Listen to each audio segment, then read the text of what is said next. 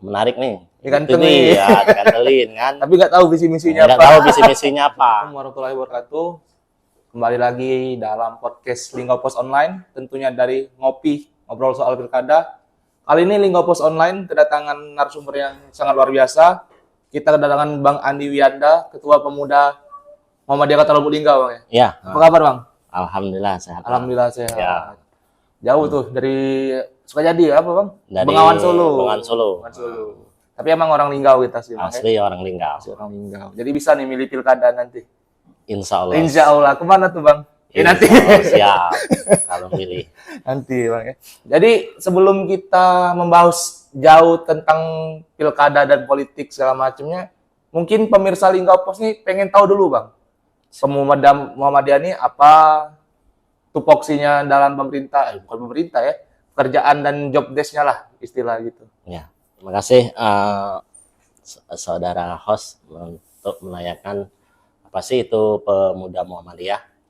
Pemuda Muhammadiyah seperti organisasi kepemudaan yang lain, tapi kita di sini kita fokusnya di dakwah. Jadi Pemuda Muhammadiyah itu terkenal dengan tagline menghimpun, membina, dan menggerakkan kader-kader pemuda khususnya di Muhammadiyah sendiri dan mengajak seluruh pemuda untuk bergerak di dunia dakwah khususnya agama Islam. Kemudian dari pergerakan ini kita akan mencapai tujuan apa yang diinginkan oleh Muhammadiyah itu sendiri. Jadi untuk tugas dan fungsi di sini kita tetap bergerak di organisasi yang sifatnya di pengkaderan. Ya, di pengkaderan. Dari sini juga kita daripada kawan-kawan kumpul nongkrong-nongkrong yang nggak jelas. Di sini kita Pemuda Muhammadiyah menawarkan solusi untuk mengawal anak-anak muda harus atau tepatnya berjalan sesuai dengan rel atau sifat-sifat dari kita anak muda, sopan dan santun. Mungkin itu aja. Kemuhammadiyaannya tadi. Ya, kemuhammadiyaannya. Al-Islam Muhammadiyaan itu. Ya. Jadi kalau sekret kita sendiri, Bang, Muhammadiyah itu di gedung dakwah tadi. Ya, kita di gedung dakwah, tapi untuk kita Pemuda Muhammadiyah kita sering kumpul di komplek Muhammadiyah. Komplek Muhammadiyah. Ya, di Sukajadi itu di komplek perguruan Muhammadiyah. Perguruan Muhammadiyah. Jadi kalau teman-teman pengen mampir tuh langsung ke sana aja. Ke sana aja. Mungkin pertanyaan menarik nih, Bang. Sekarang kan notabene Pemuda Muhammadiyah kan organisasi kepemudaan kan. Ya. Nah, pandangan Abang sendiri tentang OKP apa organisasi kemudiaan yang memihak salah satu paslon, tidak netral itu seperti apa tuh? Ya, kalau organisasi kepemudaan itu memihak atau tidak memihak itu kita dapat melihat dari dua kacamata ya, atau dari dua sisi. Sisi pertama sisi positif dan sisi negatif. Sisi positifnya organisasi kepemudaan itu mengajarkan kader-kadernya untuk melek di dunia politik. Benar. Terus tuh untuk di sisi negatifnya itu terlihat dari organisasi itu sendiri. Jika organisasi itu memihak, jika nanti pilihannya atau jagoannya nanti kalah, ya dia akan dicap tidak netral di situ. Jadi diusahakan kita harus mempersiapkan kader-kader terbaik untuk terjun di dunia politik. Jadi kesimpulannya setiap organisasi itu harus mempersiapkan kader-kadernya. Jadi tidak akan mencederai organisasi itu sendiri.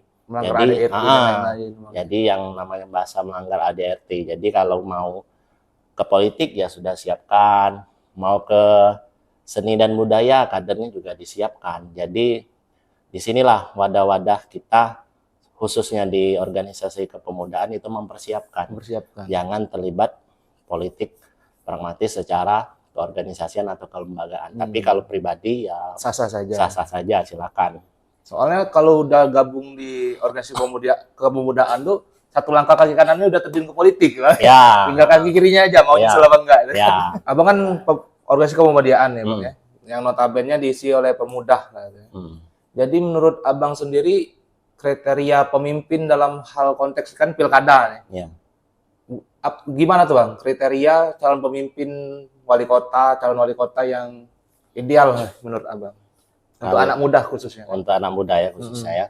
Jadi calon-calon yang ideal menurut pandangan atau kacamata pemuda itu sendiri, pertama di sini kebanyakan sosok dari pemimpin yang dipilih itu oleh anak-anak muda sebenarnya karismatik, terus dengan passionnya. Tetapi di sini saya menghimbau kalau untuk memilih pemimpin yang dikatakan ideal itu kita lihat dulu pertama visi dan misinya.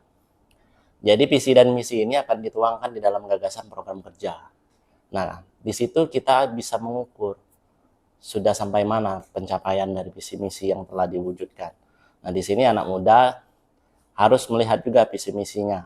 Keberpihakan tidak untuk kaum-kaum anak muda di sini karena kita menghadapi bonus demokrasi di tahun 2002 demografi di tahun 2045 kalau nggak salah ya. Iya, Bang. Nah, di sini anak muda harus melek juga dalam hal ini dunia politik, harus melihat dulu visi dan misi, baru kita melihat rekam jejak kan, rekam jejak mulai dari prestasi, terus itu pemimpin ini visioner atau tidak, inovatif atau tidak. Nah, di sini harus kita lihat benar-benar.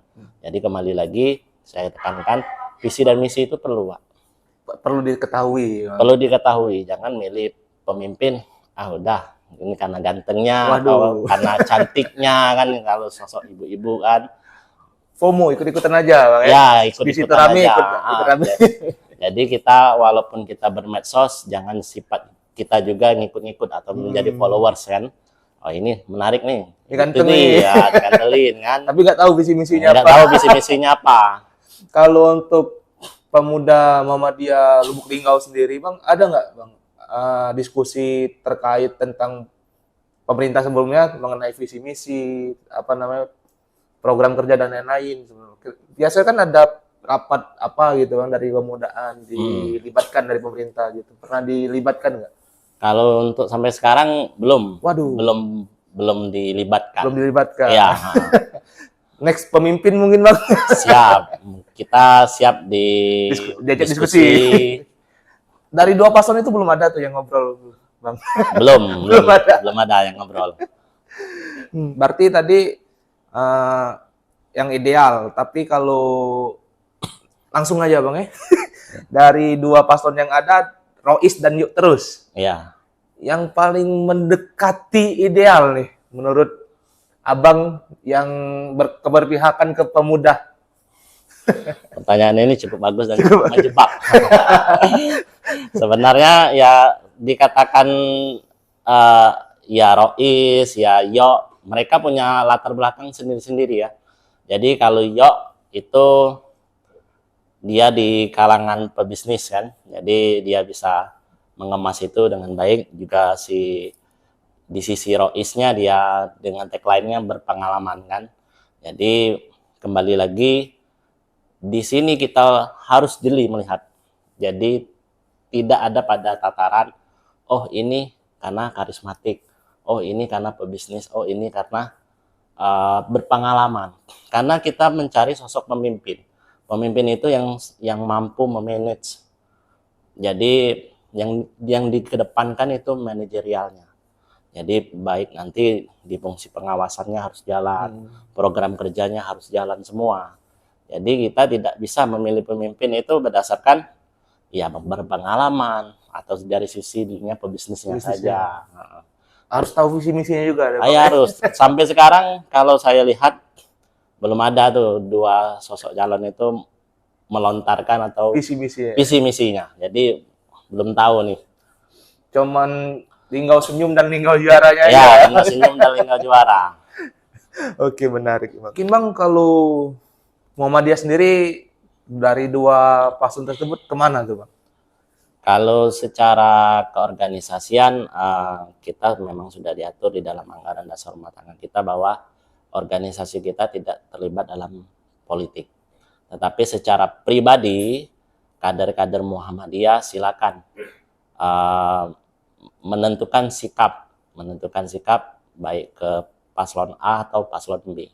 Nah, di sini kita Muhammadiyah sekali lagi kami tegaskan, khususnya di otonom juga, otonom Muhammadiyah, kami tidak berpolitik dalam artian organisasi, tetapi kader sudah kita siapkan yang terbaik.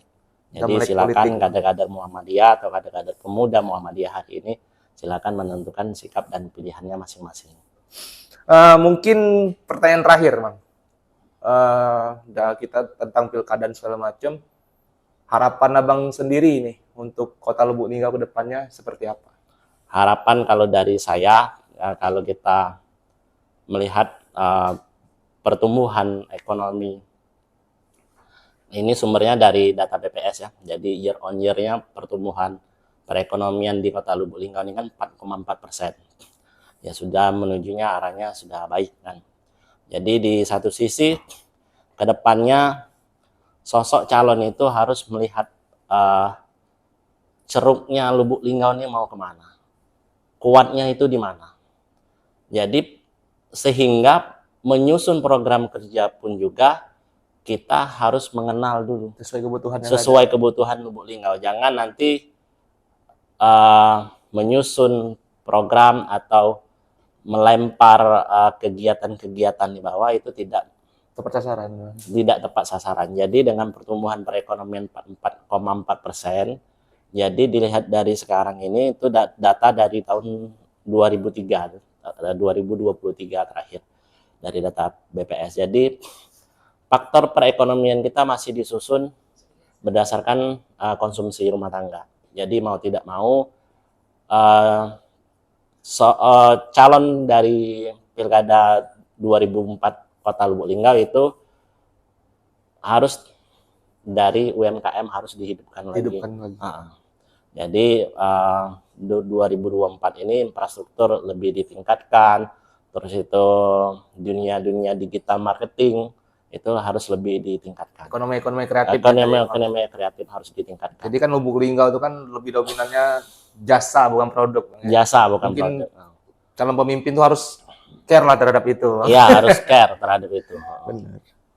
Jadi mungkin sebagai penutup Bang, ke closing statement dari Abangnya sendiri. Ya, kalau pesan saya ya teruslah mengenal calon pemimpin kita dengan visi misinya, ya dengan tagline-nya masing-masing, juara dulu atau baru tersenyum dulu baru juara.